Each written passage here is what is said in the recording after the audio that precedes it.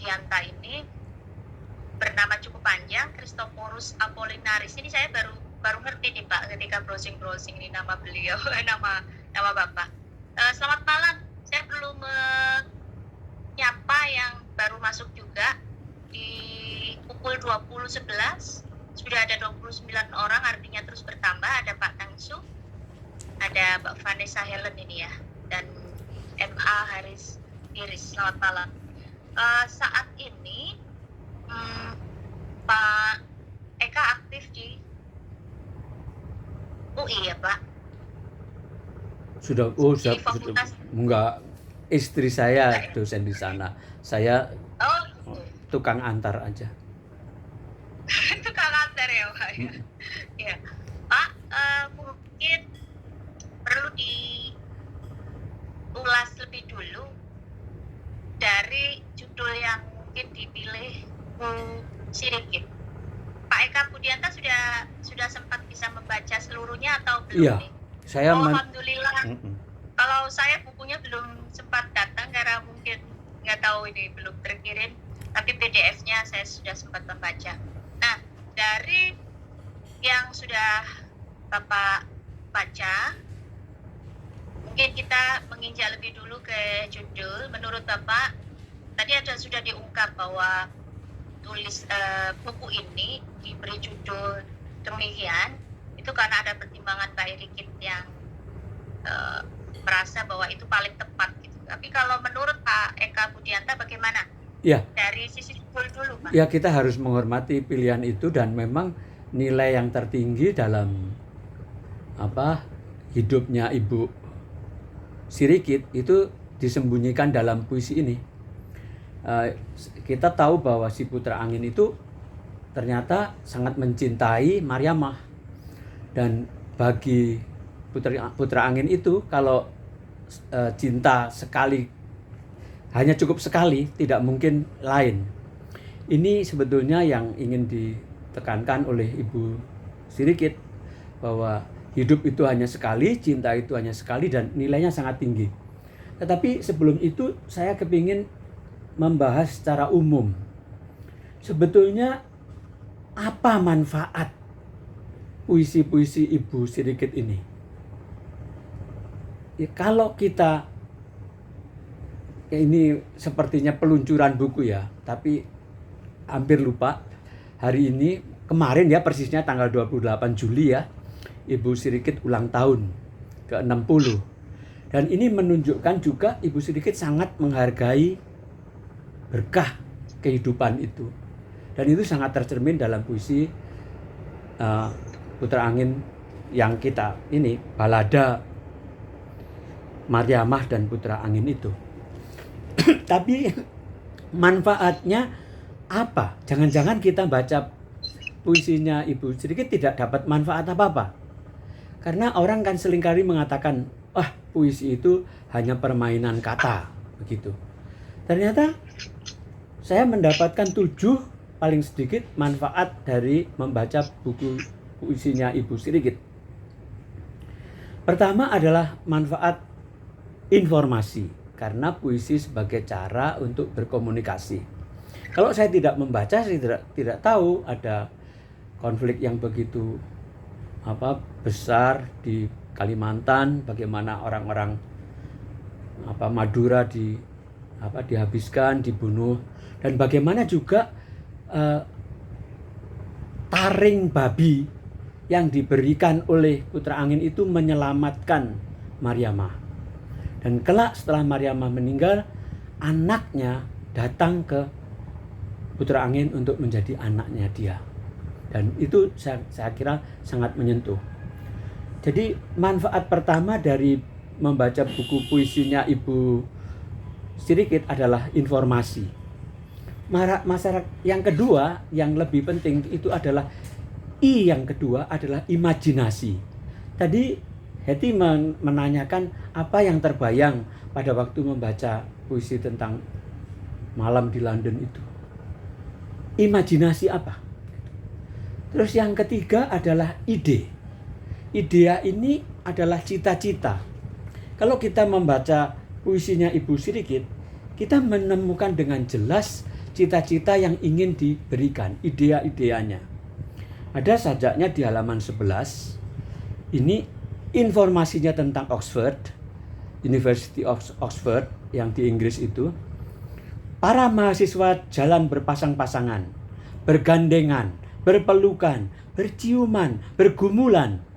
Cewek Cina dengan pemuda Amerika, lelaki India dengan gadis Jerman, wanita Kenya dengan pria Spanyol, Malaysia dengan Jepang, Arab dengan Yahudi, Bosnia dengan Serbia, Hutu dengan Tutsi, Irlandia dengan Aborigin. Di Oxford, orang-orang muda berdatangan mencari ilmu dan mereka menemukan asmara.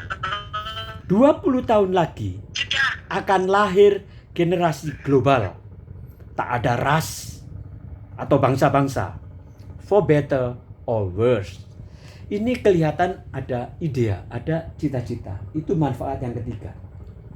Yang keempat kalau kita pelajari adalah emosi. Bagaimana Ibu Sirikit melampiaskan emosinya.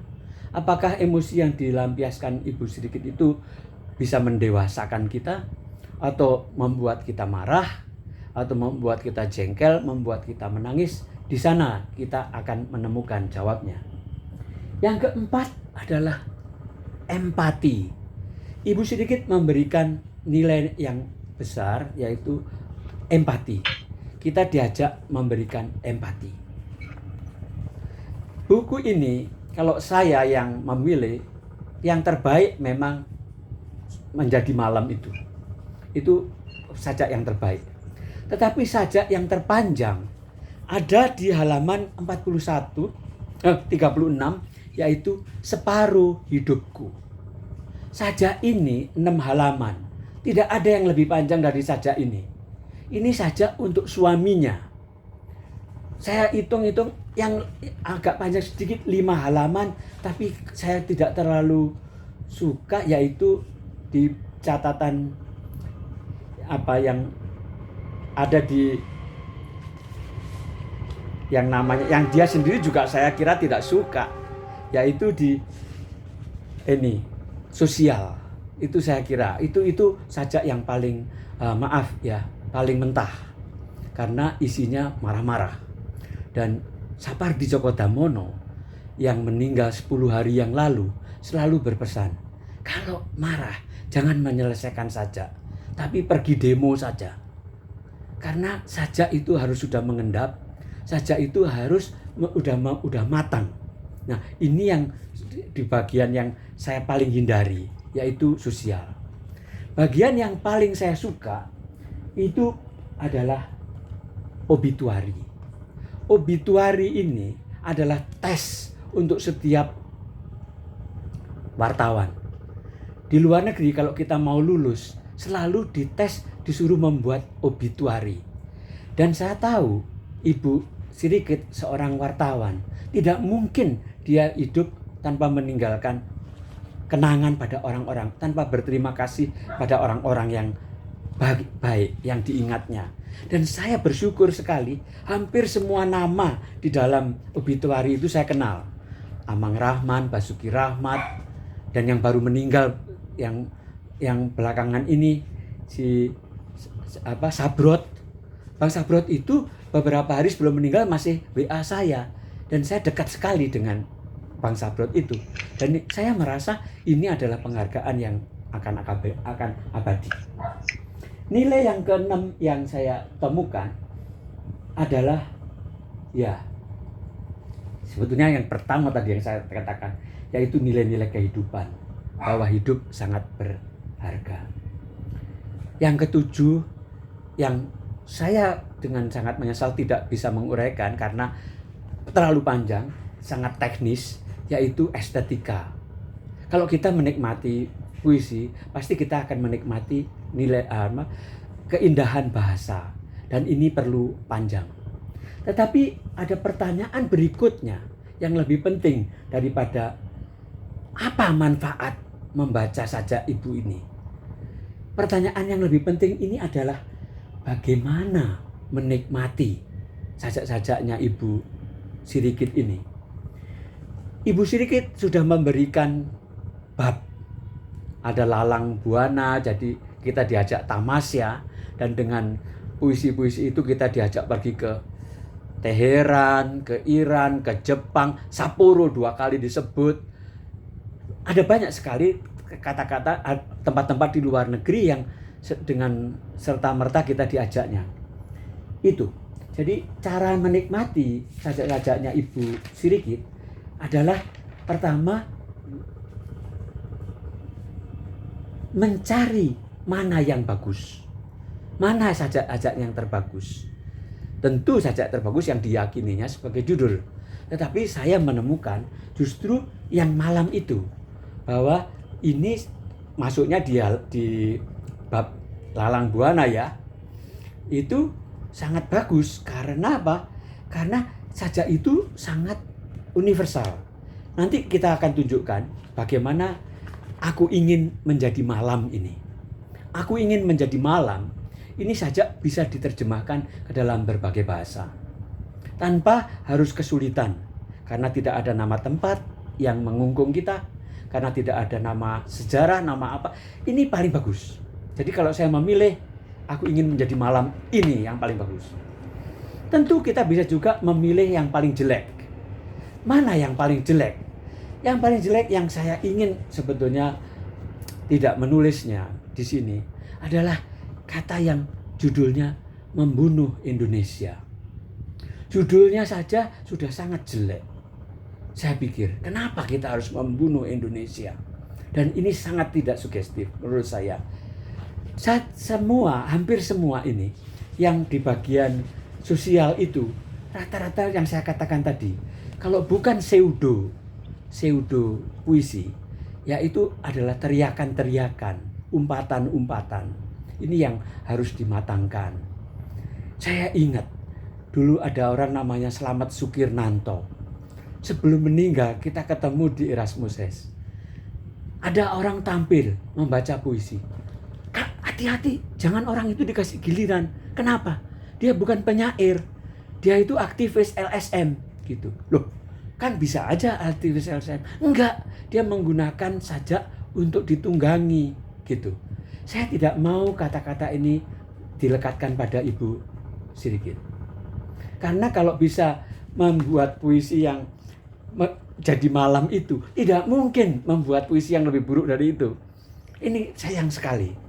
Jadi yang harus kita nikmati adalah bisa dibuangin dulu yang jelek-jelek dan disimpan yang baik. Terakhir pertanyaannya, mengapa Ibu Sirikit ini perlu disukai? Itu yang penting. Jadi pertama, apa manfaat membaca Ibu Sirikit? Kedua, bagaimana menikmati karya-karya Ibu Sirikit? Dan ketiga, mengapa kita perlu mencintainya? Jawabnya kembali ke nilai. Yaitu kita sudah menemukan Ibu Sirikit itu memberikan empati. Dalam sajak-sajak yang bersifat sosial, dia masih harus membuktikan benarkah dia mencintai Surabaya, benarkah dia mencintai Indonesia. Tetapi dalam sajak-sajak yang lain kita tahu sudah cukup jelas. Cuman saya ingin mengatakan dulu pada waktu saya mau pergi ke Surabaya membaca sajak di tempat di bengkel muda itu juga beberapa kali sejak tahun 86 saya bertemu Pramudia Anantatur. Kak, kamu mau ke Surabaya ya? Iya. Kamu harus berterima kasih pada setiap butir debu di Surabaya. Kamu harus berterima kasih karena kerikil Surabaya membesarkan kamu. Itu belum saya lihat di tempatnya Ibu Sirikit. Malah dia melihat debu sebagai salah satu tantangan, satu hal yang jelek.